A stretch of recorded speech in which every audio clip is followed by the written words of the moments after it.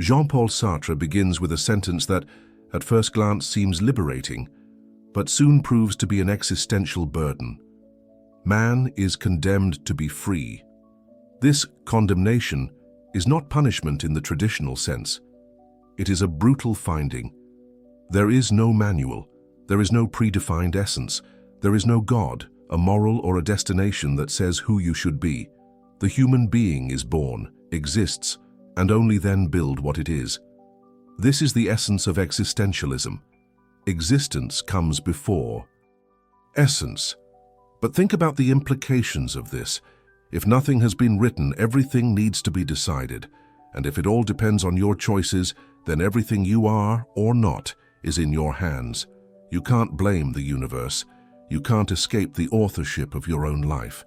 This, for Sartre, is not a source of celebration. It is the birth of anguish, because now each gesture carries a symbolic weight. Each decision is also a value statement. You don't just choose for yourself, you choose for everyone.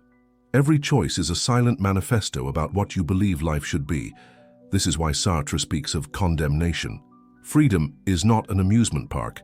She is a battlefield, a place where you are the general, the soldier, and the judge at the same time. And wherever you go, this weight accompanies you, even if you try to ignore it, even if it is distracted, even if you pretend not to see, because freedom, once understood, is not unlearned. She chases you with the face of responsibility, and you can even escape her, but she will always be waiting for you in the mirror. There is a cruel paradox in freedom. The freer you become, the more you get. In Sartre's view, being free is having to choose all the time. And choosing is not just a practical act. It is an existential act of affirmation. With each true choice, you separate a little from others. You say, this is me, this is my way, even if no one understands, even if it donates. And this even if carries a loneliness that almost no one is prepared to feel, because most people, without any fault, seek comfort, familiarity, belonging.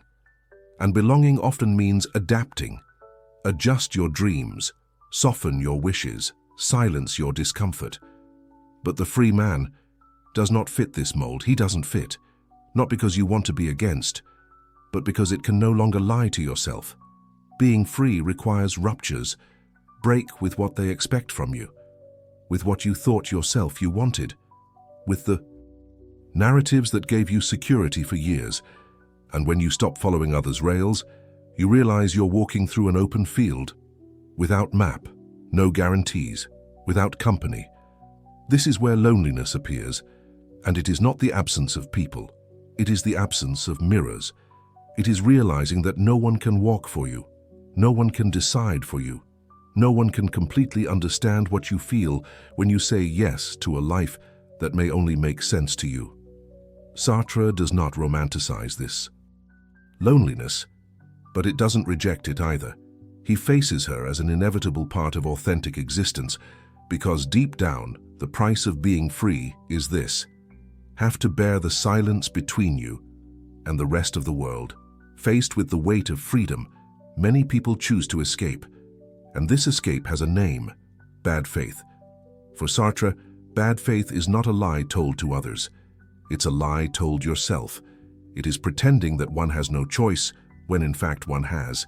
It is taking a role, a routine, an identity, and to say, this is how I am, as if it were unchanging. A waiter who defines himself only as a waiter, a woman who defines herself only as a mother, a young man who says, I'm like that, I can't change. All of these are examples that Sartre uses to illustrate how we hide behind labels. But the truth is more uncomfortable. You are not a function. You are not a label. You are an unfinished project, a freedom in constant movement. Bad faith is comfortable because it suspends the weight of the decision. It allows us to believe that we are stuck when we are actually only afraid. Fear of changing, fear of disappointing, fear of finding that what holds us is not fate, but our own cowardice. It's hard to recognize this, because it means that many of our sufferings are self-inflicted, that many of the prisons we live in have the key inside, But this is also the good news, because if we are the ones who lock ourselves, then we are also the ones who can open the door. Living in bad faith is surviving on autopilot. It is accepting the script of life without ever questioning who wrote. Sartre challenges us to get out of this trance, to assume that life is not written, and that every day lived with conscience is an act of courage against mediocrity. Bad faith is a sweet poison. She saves you from anguish but steals you authenticity. And live with authenticity. Even if it donates, it is still the only way to a life that makes sense. Freedom for Sartre is not just a blessing. She is a condemnation. We are condemned to be free, not because that's bad, but because we cannot escape the responsibility that this freedom imposes on us. You can hide behind a job, a relationship, an ideology. You can say that you are following orders, that you are just doing what you need, but deep down you choose, even when it decides to omit, even when you choose not to change. This is the root of existential anguish. It is not the fear of something external, it is the dread of their own freedom. It is looking at life and realizing that nothing, absolutely nothing, has a ready meaning. We are the ones who should create this meaning, and that for many is unbearable. That's why so many people seek distraction. That's why we drown in routines, addictions, entertainment. Because stopping, looking inside, and admitting that the meaning of life depends on us, it's too much to support. Sartre calls this ontological anguish, an anguish that is born from the being itself, of the fact that there is no instruction manual for existence. There is no prior essence. There is no written destination. There is only freedom. And this freedom requires a radical responsibility.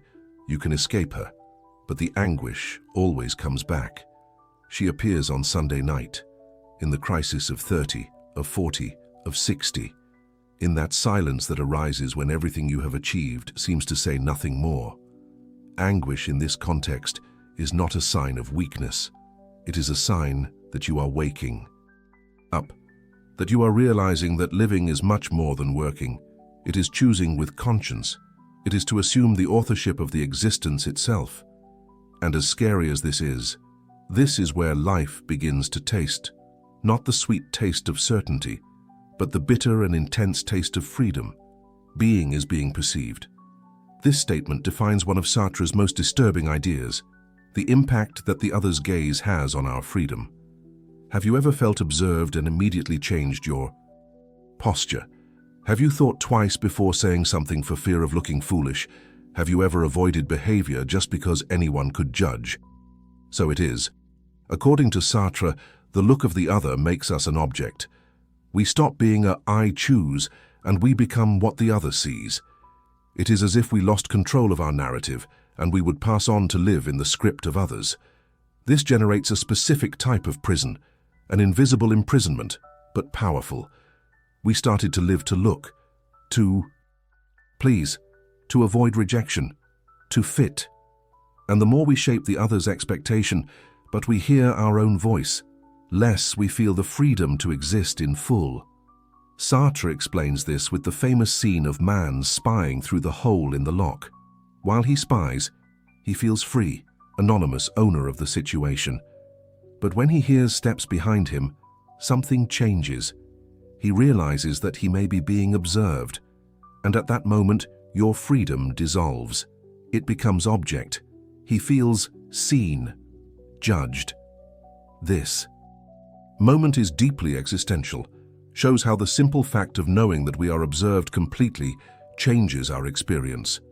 The look of the other calls us to represent, to be characters, and we often become what the other expects or fear that we are.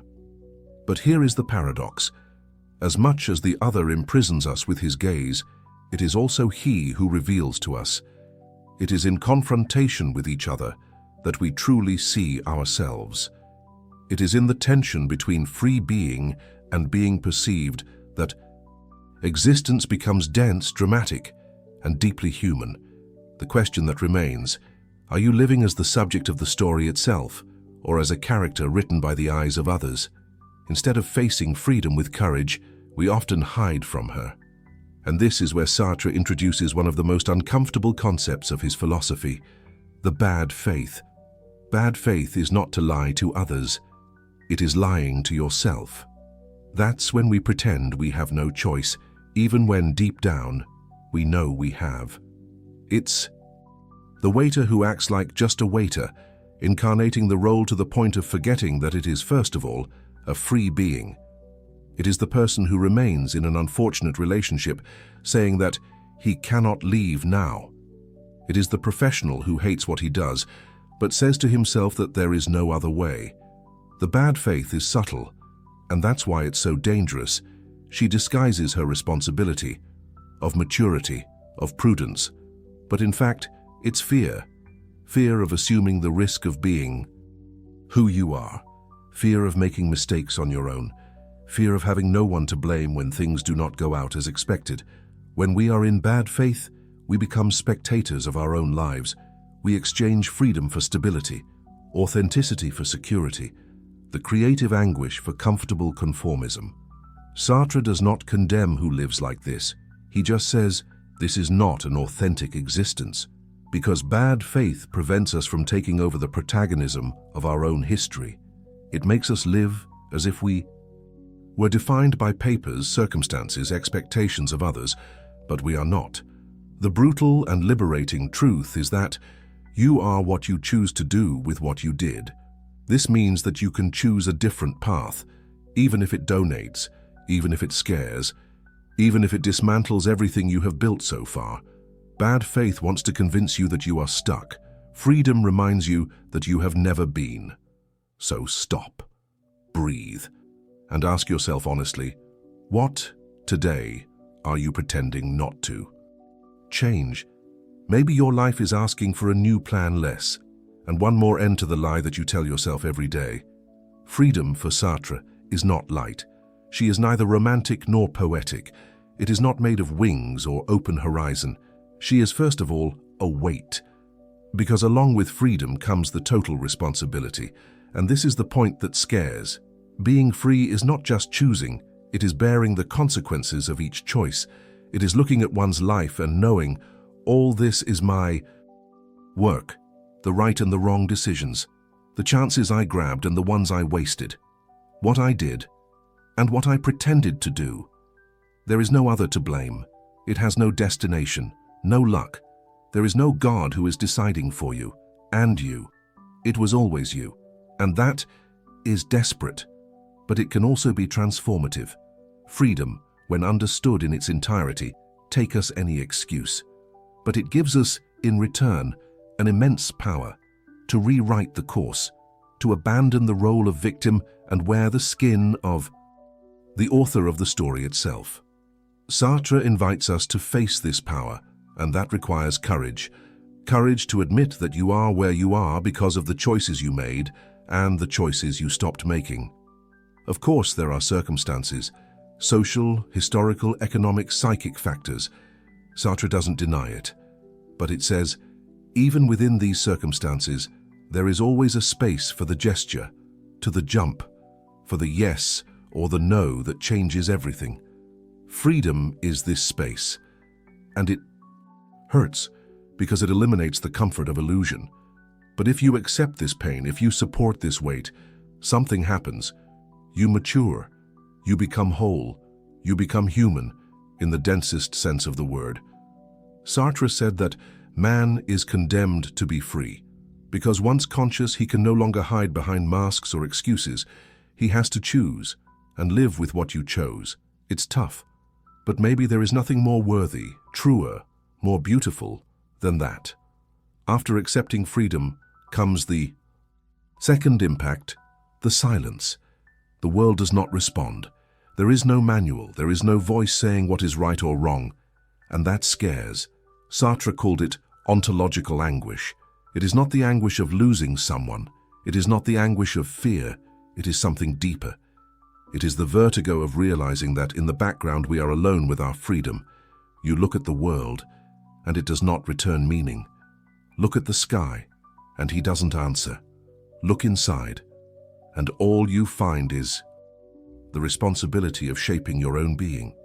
It is at this point that many despair and try to escape, run away to a relationship that gives security, run away to a religion that dictates rules, run away to work that provides a script, run away to routine, consumption, entertainment. But Sartre said, running does not eliminate the void, just the good. He called this escape bad faith. To live in bad faith is to pretend we have no choices. It is hiding behind social papers, ready rules, comfortable excuses. It is saying, I can't, when in fact we just don't want to bear the cost of being free. The loneliness of the free man, therefore, it is not a mistake. It is an internship. It is the echo that precedes the scream, the silence that precedes the creation, the blank space where you are going to write your own story. But beware. This space scares because it is real. It does not protect you, don't offer you guarantees, but gives you something that no system, belief, or ideology can give you: the chance to be authentic. Not in the superficial sense of the word, but in the most radical sense, to live life as an original work and not as a repetition. This is the last frontier of freedom. Assume that no one will come to save you, and that still you can save yourself with conscious choices, with presence, with courage. Freedom, then, is not a burden. It is a sacred responsibility. It's the chance to live and not just exist. The loneliness of the free man is not a punishment. It is a revelation. When all certainties fall, when the ready paths dissolve, when no one else tells you who you should be, that's where you can finally start to be. Jean-Paul Sartre didn't want to paralyze us with this idea. I wanted to wake us up. Show that the weight of freedom is also your greatest gift. Because while you are stuck with a script you have not wrote, its existence will be an action. But when it assumes the authorship, even silence gains meaning. To be free is to carry the weight of yourself without outsourcing your conscience, without hiding after excuses, without blaming fate, parents, or system. To be free is to admit that there is no universal purpose given outside, but that there is the possibility of creating yours. And that, as scary as it may seem, it is the seed of true greatness. Perhaps that is why freedom is so lonely, because it requires presence, conscience, courage to live without audience, courage to say, I'm here, I'm responsible for me, and I choose to walk even without guarantees. If this video touched you, if any word resonated inside you, don't keep it just for you. I enjoyed the video. This shows that this kind of reflection needs to exist on YouTube. Comment here below. What does freedom mean to you? Do you feel you are living in automatic or creating your own existence? And of course, if you haven't subscribed to the channel yet, do it now. Here, we dive where most only touches the surface. Here, philosophy is not theory.